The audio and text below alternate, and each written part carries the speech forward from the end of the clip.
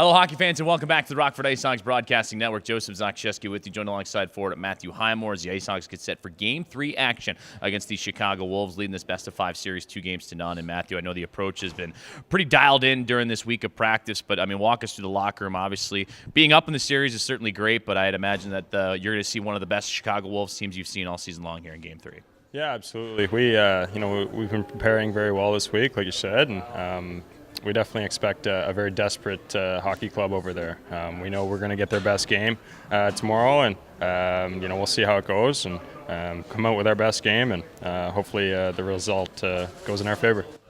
The push from the Chicago Wolves in Game 1 and Game 2, those first 5 to 7 minutes, were pretty strong by them. I'd imagine they're going to try and replicate that and really swing some momentum. How is this group preparing for that initial push, knowing that they're going to be coming out swinging off the opening puck drop? Yeah, I mean, I think for us, we just have to be ready to go.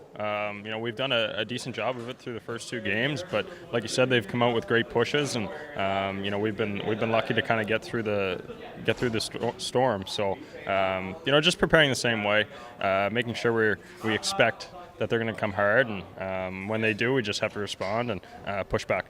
How's the mental aspect been for the Rockford IceHogs in the locker room? Head coach Jeremy Colliton a couple of days ago mentioned that he wanted to make sure that everybody stayed humble and stayed in the approach. But obviously sometimes it's tough to do that given the situation you're in and facing a team with so much time in between games. But how do you approach this game mentally? Yeah, I mean, I think we don't approach it any differently. There's been longer stretches throughout the season that we haven't played. Obviously, 3-4 days isn't ideal in the playoffs when you have momentum, but we approach it the same way and been preparing the same way. And the coaching staff's done a great job to kind of keep us on our toes. And practices this week have been as sharp as ever. So we're very excited, and come game time, the adrenaline and enthusiasm will take over, and we'll be ready to go.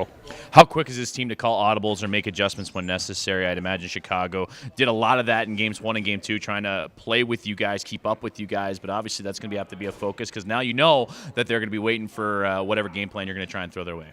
Yeah, I mean, I think for us, again, it's just playing our game, and audibles through the game are inevitable through a series, and we'll have to make them if we get to that point. But for now, we just want to play our game. And with that being said, the special teams has been one of the hotter hands for the Rockford IceHogs in all the entire season, but especially here in the first couple of games of this playoff series. But again, this is going to be probably something they're going to try and adjust to as well. I mean, the power play has been probably the bread and butter of this Rockford IceHogs offense. How do you keep cracking through and generating chances with that man advantage? Yeah, our special teams have been huge, especially in this series and down the stretch, and we want to continue to keep that old machine going. I mean, they've obviously studied us for the last couple of days, and we're gonna have to just take what we can get and maybe play it a little bit more simple and get pucks to the net and do our thing, and hopefully we come out on top. Talking with forward Matthew Highmore and forward on the Matthew on the defensive side of things. That third period was probably one of the best periods I've seen the Rockford IceHogs play all season long. You limit this team to just 3 shots on goal, Chicago that is.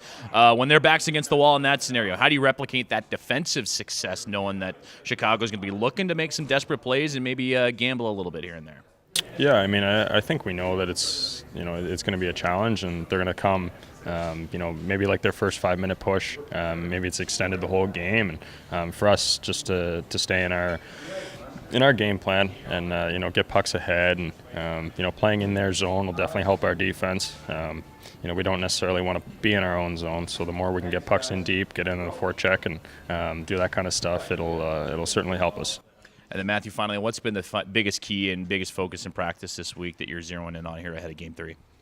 I think for us, nothing's really changed. We just want to continue to stay sharp. Remind ourselves of what we're really, really good at. Stay in the moment and make sure we're ready for Thursday. Well, Matthew, I appreciate your time. Good luck tonight. Thank you. Appreciate it. Forward Matthew Highmore joining us here on the Rockford IceHogs Broadcasting Network ahead of Game 3 action. The IceHogs on the road in Allstate Arena to square off against the Chicago Wolves. You're listening and watching Rockford IceHogs hockey on the IceHogs Broadcast Network.